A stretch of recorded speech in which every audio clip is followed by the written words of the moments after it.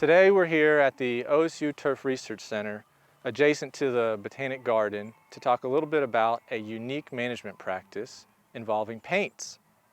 So you may be familiar with paints that are used to create logos and other features on football fields and sports fields. But today the paint we're talking about is actually used in a little bit different kind of context.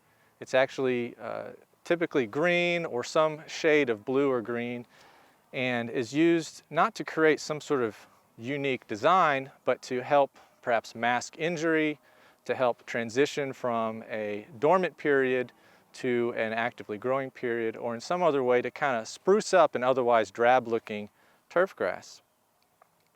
So these different green paints are typically used in our golf community and can be a really nice asset and a fairly inexpensive approach to kind of extending their season either in the fall or getting a head start on the spring.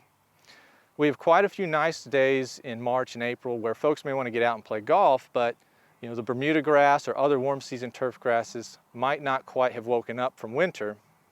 And so using a little bit of green paint can sometimes give that golf course the edge it needs in the marketplace, or make their membership happy and give them something to look at that's green and appealing and really improve the quality of the product. So I'm standing on a research trial that we've been conducting for a couple of years to look at how do we time application of these paints, how often do we have to reapply to create a certain level of greenness or aesthetic quality, and then how some of these different products differ in their longevity or need for reapplication.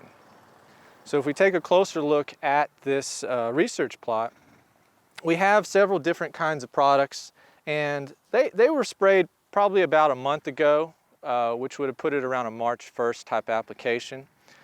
And so they're kind of on the very last of their of their performance, but we can still see down here where we were untreated, where there's still quite a bit of dormant Bermuda grass, whereas adjacent to it we can get a little bit better greenness overall. And certainly when we think about folks driving by or playing golf, it creates a nice attractive target for them.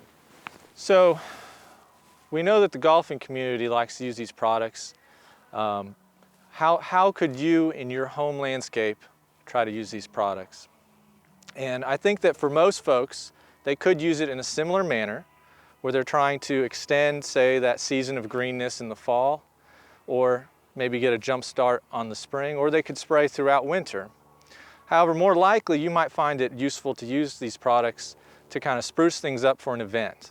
So maybe you have a birthday party or some other kind of event where you'd like to have a nice green landscape, and these products might be able to suit that need.